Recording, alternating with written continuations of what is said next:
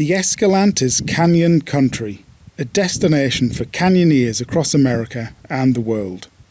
One of the most sought-after gems is Neon Canyon, the edge of the earth, a technical slot with rappels, downclimbs and pothole escapes. But the highlight that draws the many canyoneers and desert hikers is the Golden Cathedral, a majestic amphitheatre deep in the wilderness, with pothole skylights in the roof. Guidebook author Michael Kelsey called this the premier photo stop on the Colorado Plateau. The Escalante is in southern Utah, halfway between Moab and Zion. You can buy last-minute supplies from the town of Escalante before making your way along the dirt hole-in-the-rock road, then branching off to the Egypt Bench. The Egypt Road is rough in places, especially around Egypt 2 Canyon. A high-clearance all-wheel drive is recommended, but I have seen a low-clearance two-wheel drive at the road end. You'll want to plan a few days in the area. The Egypt slots are worth a visit, as well as several others off the hole-in-the-rock road. From the Egypt Bench, you can either follow the trail via Fence Canyon or head direct cross-country. For Neon, it's worth considering whether to take camping gear.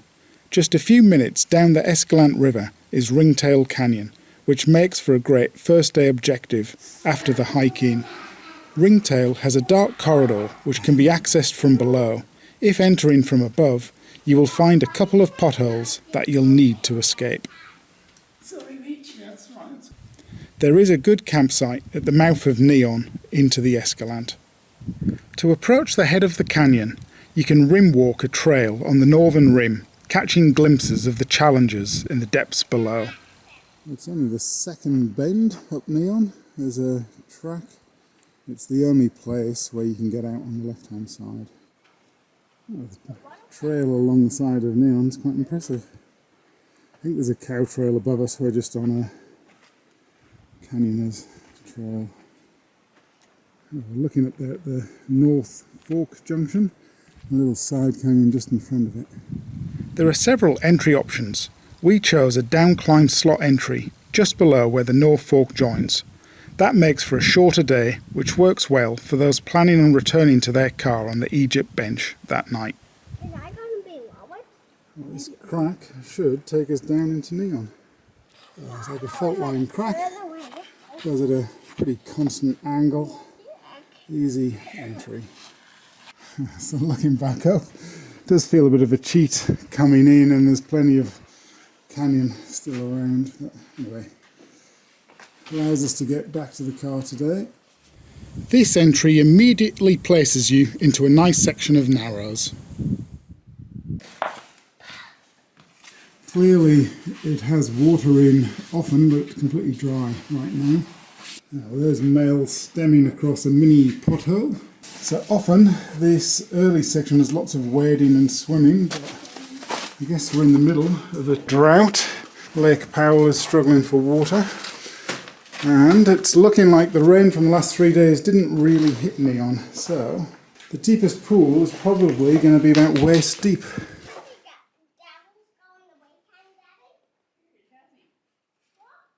There's a big sling around Chockstone, but pretty straightforward downclimb. Yeah, it's really straightforward. Okay. Well, canyon opens up here. We've already spotted tape above left, which will be a bolt to get you past the first keeper pothole.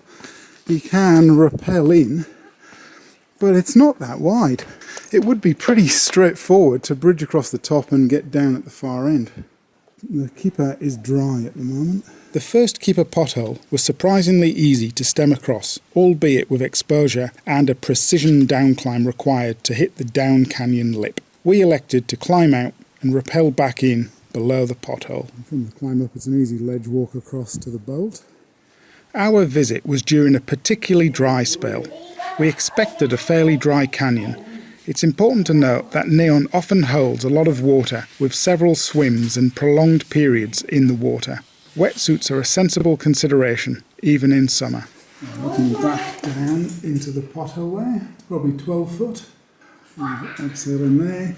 And when you stem across. Pretty good ledge there that you can get down onto, which I did just do.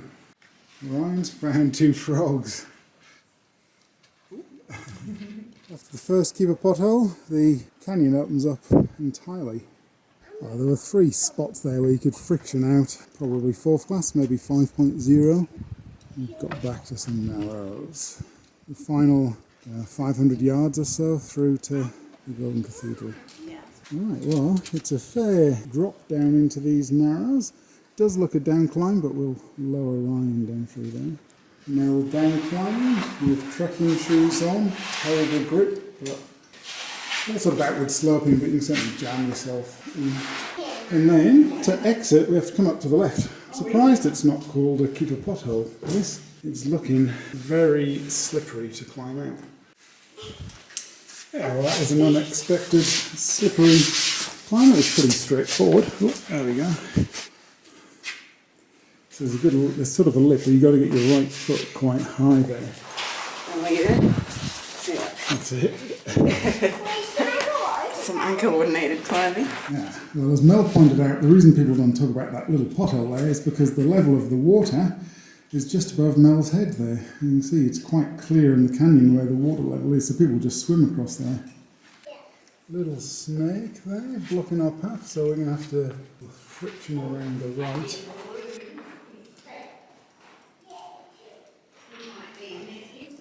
Well, we've got a jumble of blocks here with tape. There's also a log with a sling on. We're going to rappel over the chockstone because it's pretty narrow to get under. A little bit of an awkward start over the chockstone, not too bad. And then down into a mini pothole here. Our line's going to go and explore further up the sand dune on the other side.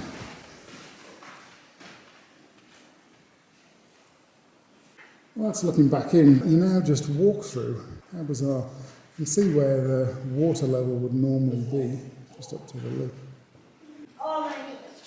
And then rappel just here.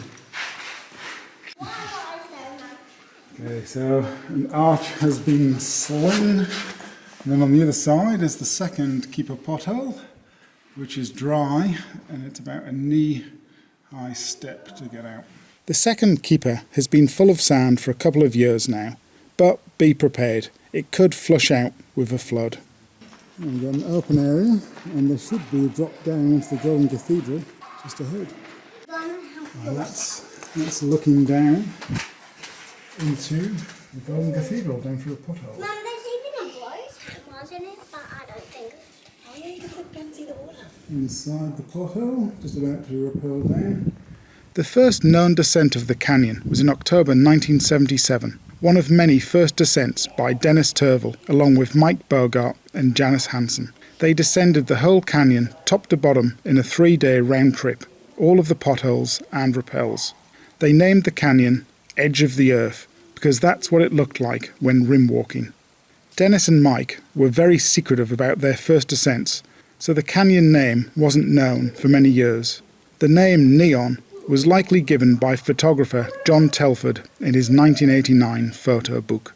Ryan went through Neon. How wet did you get, Ryan? No.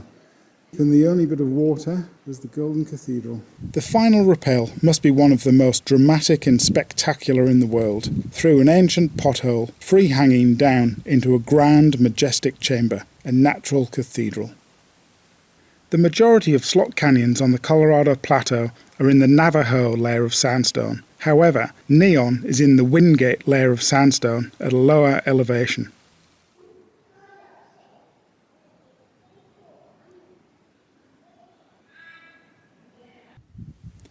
After an hour or so admiring the Golden Cathedral, hike down canyon just over half a mile back to the Escalante. The hike out is tiring, uphill in soft sand, but you'll have a happy, content feeling from Neon with a smile on your face. Neon Canyon, the edge of the earth, along with the Golden Cathedral, is an objective not to be missed in your lifetime.